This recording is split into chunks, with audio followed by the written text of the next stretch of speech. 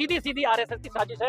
जो लोग आज इस वर्गीकरण का जो समर्थन कर रहे हैं वो आरएसएस से फंडिंग लेते हैं।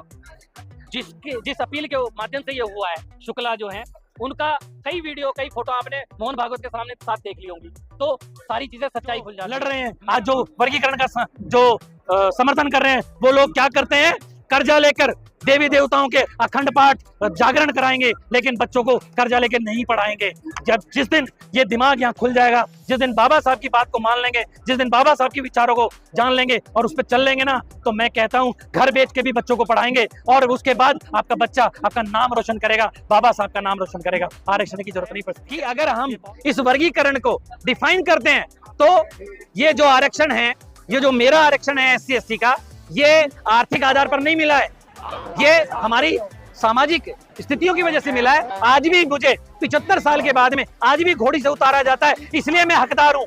आज भी मेरे को पानी नहीं पीने दिया जाता सार्वजनिक जगह से, आज भी मुझे मंदिर पे नहीं चढ़ने दिया जाता, आज भी, इसलिए मेरे को आरक्षण की जरूरत है और मेरे को मिलना चाहिए। एक कम्युनिटी को, वाल्मीकि कम्युनिटी को ये समझा दिया कि तुम्हारा आरक्षण तो फला आदमी खा गया है, खाया किसी ने नहीं है। अगर वाल्मीकि कम्युनिटी हो, रेगर कम्युनिटी हो, खटीक कम्युनिटी हो, बैरवा हो, बड़ाई हो, जो भी है, 1100 से ज्यादा जातियां हैं SC में। आप 3-4 का नाम लेते हो, 1100 से ज्यादा जातियां हैं। मैं आज बैरवा यहाँ हूँ, दिल्ली में OBC में हूँ। तो जिस तरह से इन्होंने वर्गीकरण किया है, कोर्ट को ये चाहिए था, सुप्रीम कोर्ट को, कि ये जांच कराती कि 11% आरक्षण क्यों मिला, अभी तक 22.5% क्यों नहीं पहुंच पाया। आज भी 35 लाख भर्तियां हमारी बैकलॉग खाली पड़े पूरे देश के अंदर, सरकारियां क्यों नहीं भरी जा रही हैं, पहले ये चीज होती। दूसरी बात और है कि अगर हम इस वर्गीकरण को डिफाइन करते हैं तो ये जो आरक्षण है, ये जो मेरा आरक्षण है SC ST का, ये आर्थिक आधार पर नहीं मिला है, ये हमारी सामाजिक स्थितियों की वजह से मिला है। आज भी मुझे 75 साल के बाद में आज भी घोड़ी से उतारा जाता है, इसलिए मैं हकदार हूँ। आज भी मेरे को पानी नहीं पीने दिया जाता सार्वजनिक जगह से, आज भी मुझे मंदिर पे नहीं चढ़ने दिया जाता, आज भी, इसलिए मेरे को आरक्षण की जरूरत है और मेरे को मिलना चाहिए। अब आया अब वर्गीकरण में, तो ये पाटने की तैयारी है। पाटने की तैयारी इसलिए है कि एक कम्युनिटी को, वाल्मीकि कम्युनिटी को ये समझा दिया कि तुम्हारा आरक्षण तो फला आदमी खा गया है, खाया किसी ने नहीं है। अगर वाल्मीकि कम्युनिटी हो, रेगर कम्युनिटी हो, खटीक कम्युनिटी हो, बैरवा हो, बड़ाई हो, जो भी है, 1100 से ज्यादा जातियां हैं SC में। आप 3-4 का नाम लेते हो, 1100 से ज्यादा जातियां हैं। मैं आज बैरवा यहाँ हूँ, दिल्ली में OBC में हूँ। अगर आप उठा के देखोगे SC में हूँ, राजस्थान में, साउथ में जाओ ST में हूँ, क्योंकि मेरी सामाजिक स्थिति वहां के प्रदेशों का अलग अलग है। इसलिए आज मैं ये कहना चाह रहा हूं कि हमारा जो ये वर्गीकरण करना चाह रहे हैं, इस वर्गीकरण का एक दूसरा तरीका है। पहला, 1 नेशन 1 एजुकेशन होनी चाहिए थी। प्राइवेट स्कूल में पढ़े चाहे सरकारी स्कूल में पढ़े, एक किताब होनी चाहिए थी। दूसरी बात, अब आरक्षण सबको है, चाहे SC को, चाहे OC, चाहे EWS में।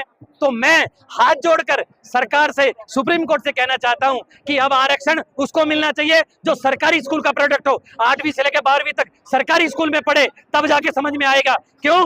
क्योंकि डॉक्टर को अगर अपने बच्चों को आरक्षण दिलवाना है, कलेक्टर को अपने बच्चों को आरक्षण दिलाना है, इन वकील साहब को अगर अपने बच्चों को आरक्षण दिलाना है, तो पढ़ाओ सरकारी स्कूल में, तब जाके सुधरेगा। व्यवस्था सुधारने का तरीका है, लेकिन हम सुधारना नहीं चाहते हैं, नीयत ठीक नहीं है। सरकार पढ़ाना नहीं चाहती, ना वाल्मीकि समाज को पढ़ाना चाहती है, ना गरीब समाज को पढ़ाना चाहती है। वो कावड़ों में उनको नशे की दवाइयां दे देंगे, छूट दे देंगे, फूल बरसाएंगे, उनको सुविधाएं देंगे, पैसा खर्च करेंगे। लेकिन जब वाल्मीकि समाज अपने बच्चों के अधिकारों के लिए, पैसे के लिए, नौकरी के लिए बात करता है, तब डंडे मिलते हैं। ये समझना पड़ेगा, क्योंकि बिना एजुकेशन मेरे समाज का भला नहीं होगा। आज जितने लोग आरक्षण में नौकरी पा रहे हैं, बिना पढ़े कोई नहीं है।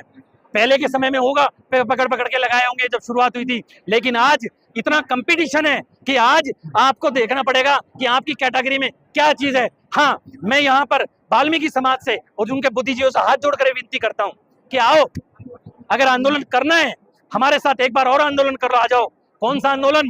कि जो रिजर्व कैटेगरी में हम SC ST को रिजर्व कैटेगरी में बांधा है ना, जो हमारा क्रीम का बच्चा है, जो चाहे बेशक 95% लाए और जनरल कैटेगरी नहीं जा सकता है, उसके लिए आंदोलन होना चाहिए। हमारे को सबको उस जनरल कैटेगरी जो 51% है उसके अंदर हमको हमारी भागीदारी चाहिए थी, हमें वहां इकट्ठा होना है। उन्होंने तो कह दिया कि जाओ तुम्हारा आरक्षण फला खा गया, और वो इतने सीधे इतने भोले भाले हैं जो कावड़ उठा के जब भी चल देते हैं। वो सोचते हैं हमारी नौकरी कावड़ों से लग जाएगी। मेरे भाई, मेरे समाज के जो लोग हैं उनको समझना पड़ेगा कि कावड़ों से नौकरी नहीं लगेगी। अच्छी शिक्षा और कंपटीशन फाइट करोगे तब नौकरी लगेगी। दूसरी बात और कि आप जो कावड़ खत्म हो गए, अभी 2 तारीख को जल हुआ था, 7 दिन पहले 8 करोड़ लोग गए हैं। पत्रकार महोदय, 8 करोड़ लोग कावड़ लेने गए हैं। 80% 90% रिजर्व कैटेगरी के लोग थे। मैं उनसे हाथ जोड़ के विनती करता हूँ, मैं विनती करता हूँ उस वाल्मीकि समाज से, वो कावड़ लाने वालों लोगों से कि और जाति के भी तो होंगे सर। सारे लोग हैं, मैं कह रहा हूँ रिजर्व कैटेगरी के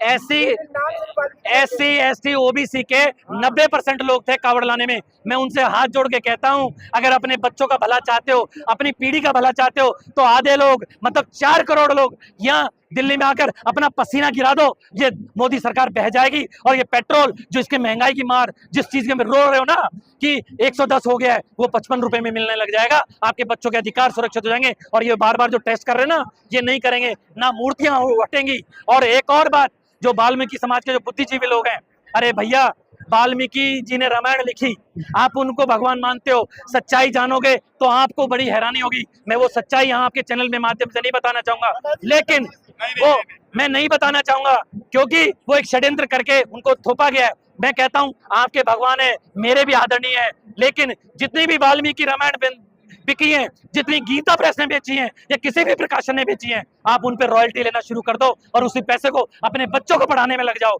मैं कहता हूं आप आरक्षण मानने लायक ही नहीं बचोगे। आपके बच्चे इतने बिजनेस में, इतने पढ़ाई में आगे हो जाएंगे कि आप पूछो मत। क्योंकि ये लोग जो लड़ रहे हैं आज, जो वर्गीकरण का जो समर्थन कर रहे हैं, वो लोग क्या करते हैं, कर्जा लेकर देवी देवताओं के अखंड पाठ जागरण कराएंगे, लेकिन बच्चों को कर्जा लेकर नहीं पढ़ाएंगे। जिस दिन ये दिमाग यहाँ खुल जाएगा, जिस दिन बाबा साहब की बात को मान लेंगे, जिस दिन बाबा साहब के विचारों को जान लेंगे और उस पर चल लेंगे ना, तो मैं कहता हूँ घर बेच के भी बच्चों को पढ़ाएंगे और उसके बाद आपका बच्चा आपका नाम रोशन करेगा, बाबा साहब का नाम रोशन करेगा। आरक्षण की जरूरत नहीं पड़ती है, ये बहुत बड़ी बात है। इसलिए क्या हुआ है, जिस तरह की चीजें अभी आई हैं वर्गीकरण की, तो वर्गीकरण को मैं आपको स्पष्ट बता दूं, वर्गीकरण की जो मैं बात बता दूं, वर्गीकरण वो एक फूट डालने के लिए षड्यंत्र है। आज भी उसी कम्युनिटी का वर्चस्व खत्म है, या वो निचले पायदान पे उसको आरक्षण नहीं मिल रहा जो नहीं पढ़ रहा है। मैं बता दूं, इसके लिए 2 तरीके थे। सुप्रीम कोर्ट को पहले जांच करानी थी कि भाई अब तक आरक्षण कितना मिला और कितना नहीं मिला। क्या हुआ है, जिस तरह की चीजें अभी आई हैं वर्गीकरण की, तो वर्गीकरण को मैं आपको स्पष्ट बता दूं, वर्गीकरण की जो मैं बात बता दूं, वर्गीकरण वो एक फूट डालने के लिए षड्यंत्र है। आज भी उसी कम्युनिटी का वर्चस्व खत्म है, या वो निचले पायदान पे उसको आरक्षण नहीं मिल रहा जो नहीं पढ़ रहा है। मैं बता दूं, इसके लिए 2